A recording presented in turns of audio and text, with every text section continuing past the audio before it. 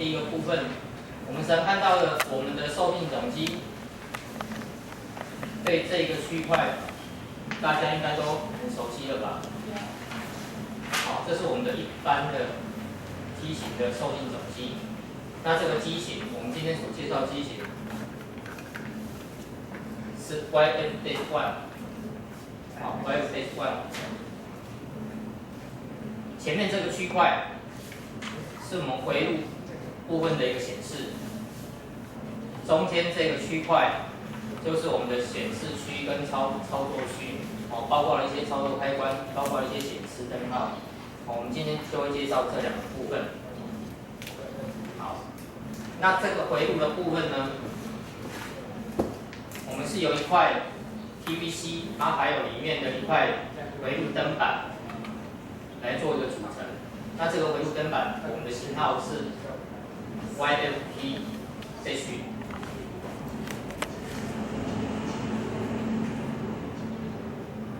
五维咯 S1，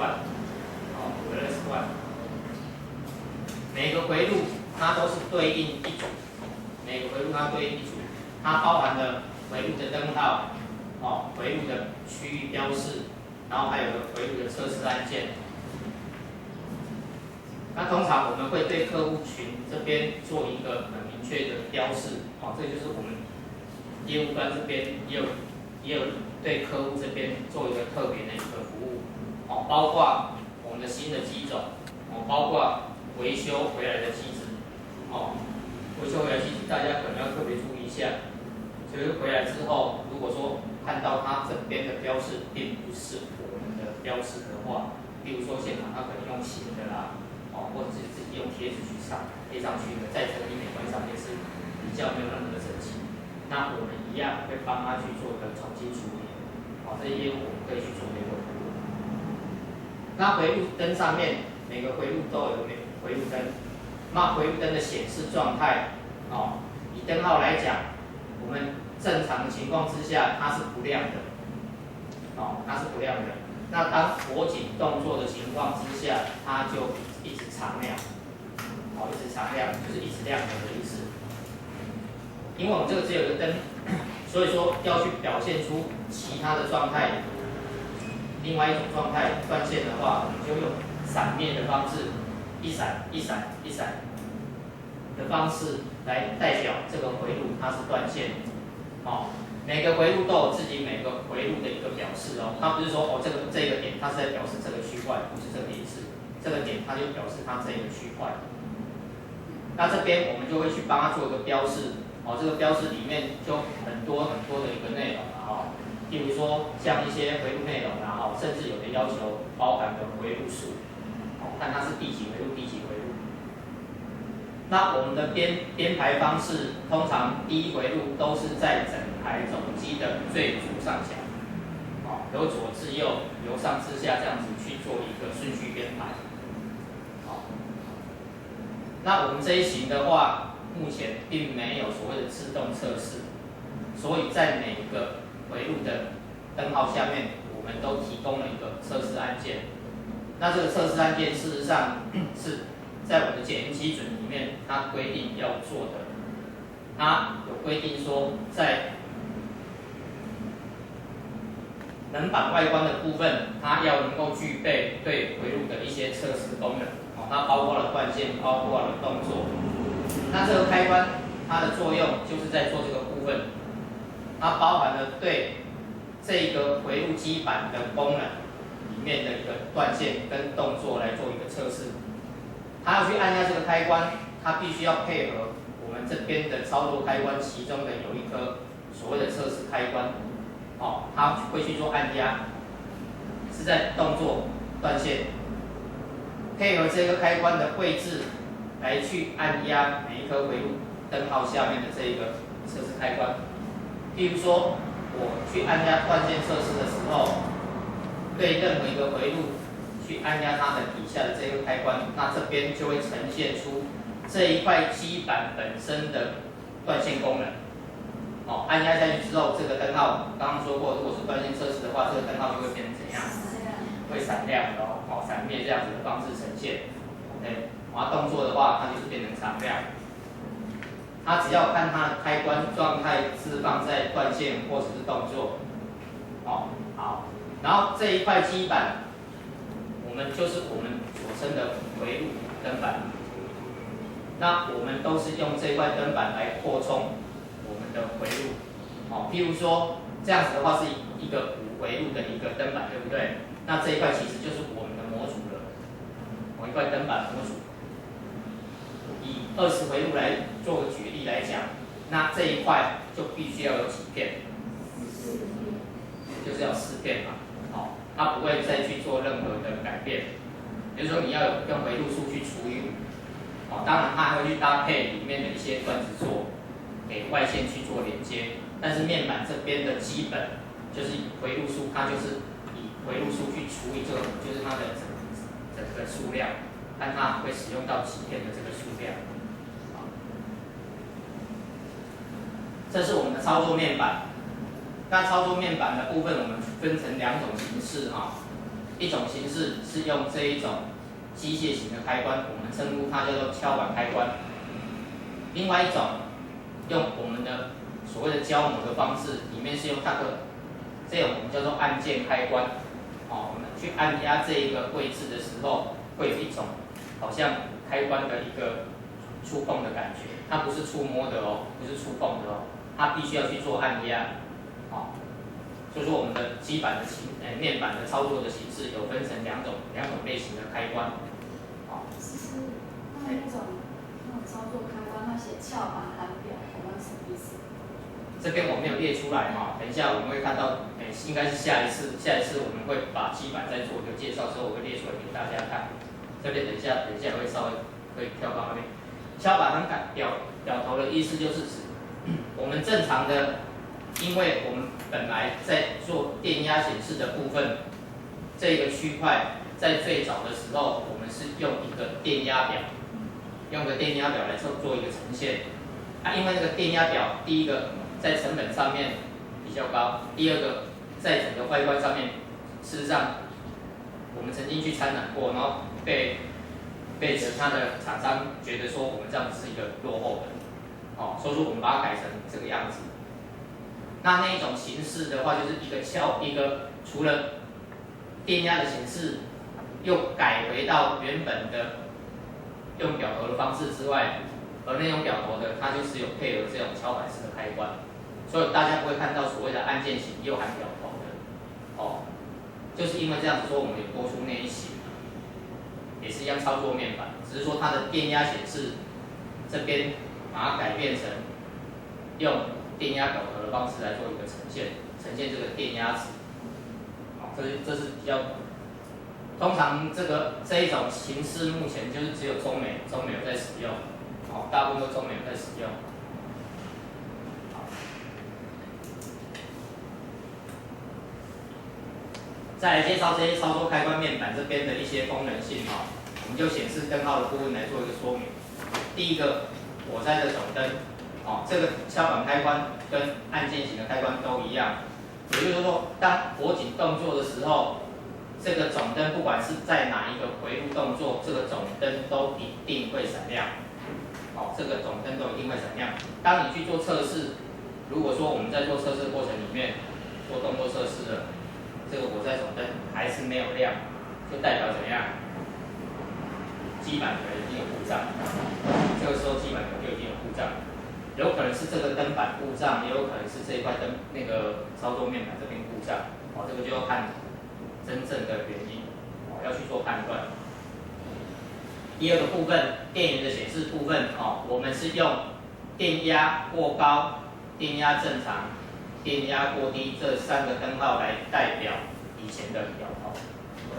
哦，那所以说在正常的情况之下，它一定会呈现在电压正常这个灯号上面。是一个预设灯号。如果今天的电压可能因为现场的交流电源不稳定，那电压值太高，我们一般的市电交流电一般的话，应该是交流多少伏特？我们一般家里面在用的就是110嘛，对不对哈？那冷气在用的话，就是顶多是220嘛。好 ，OK。那如果现场因为它的环境因素，因为它变压器变压过出来的时候，有可能会比较高，比如说是125，交流125，那就会造成我们的，因为我们本身里面也是用变压器在转换出来，而那个变压器会因为一次侧的电压，就是刚刚说的那个110，或者是125的电压提升，就会造成它的电压值也会跟着升高。那当它升高之后，有可能我们会显示到电压过高，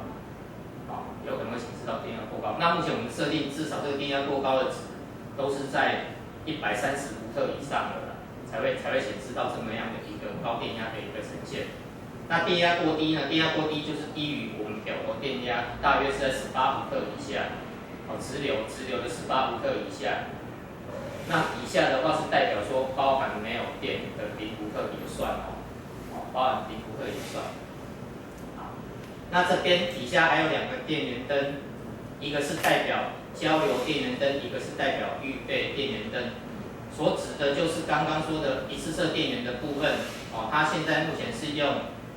市电来提供。我们正常的话就是由交流电的市电来提供我们这一台主机的本体电源嘛。那如果说当交流电的部分台电停电了，我们总机内部事实上还有一个切换的备用电源，叫做预备电源。我们是用电池的，目前我们常态用的都是用铅酸型的。那我们也有在使用连接到一些，比如说像镍镉或镍锌，那个都还 OK。那个主要是充电的部分。预备电源的部分正常，不会电压过高这个值呈现，但是它有可能会有电压过低的值呈现。因为当你充电不足，或者是它电瓶本身就已经没有办法充电的话，它就有可能在切换到预备电池的时候，会产生一个电压过低的灯号产生。因为这一种属于比较不正常的灯号，所以说我们都会采用红色的方式来做一个呈现。用红色的方式来做一个呈现。好，那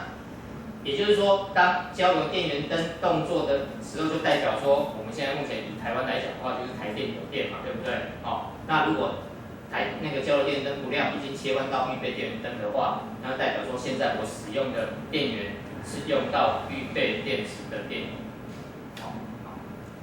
再来音响的部分，这个就是我们的主音响的一个装置，它是一个蜂鸣器，它装置在这个背部里面，它是有一个蜂鸣器。那这个蜂鸣器它包含了主机的主音响，就是说它动作的时候，当我们火警动作的时候，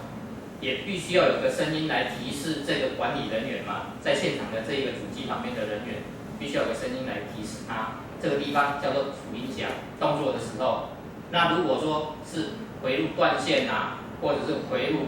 有类似像缺水启动这些灯号产生的时候，这个音响我们叫做警示音响。这些声音都同样由这个音响装置这边呈现出来，发出声音出来，这个是我们的音响装置。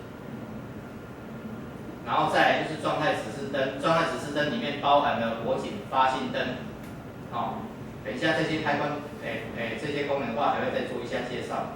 有火警发信灯，有蓄积表示灯。那这个蓄积表示灯，它所呈现的状态就有2种。火警发信灯，它只会呈现，譬如说像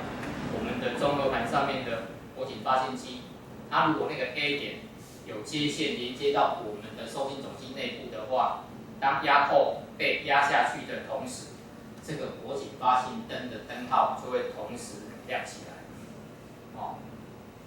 这个灯号就同时亮起来。那蓄积表示灯是指我们在做总机在常态开机的时候，我们利用蓄积的功能来排除一些误报。那我们就有分成2个阶段。第一个阶段就是让误报的讯号我们先做一次清除，一次清除之后再继续做待机观察，观察到第2阶段这个时间里面，如果说还有任何的警报讯号产生的时候，我们才判定它是叫做火警动作。那这样子的情况，我们也要从蓄积表示灯来看目前这个蓄积的状态是在第1个阶段还是第2个阶段。我们第1个阶段，我们就用闪亮的方式来做呈现。然后第二个阶段，我们就用常量的方式来做一个呈现。那当这个蓄积时间总时间，我们设定是在60秒以内，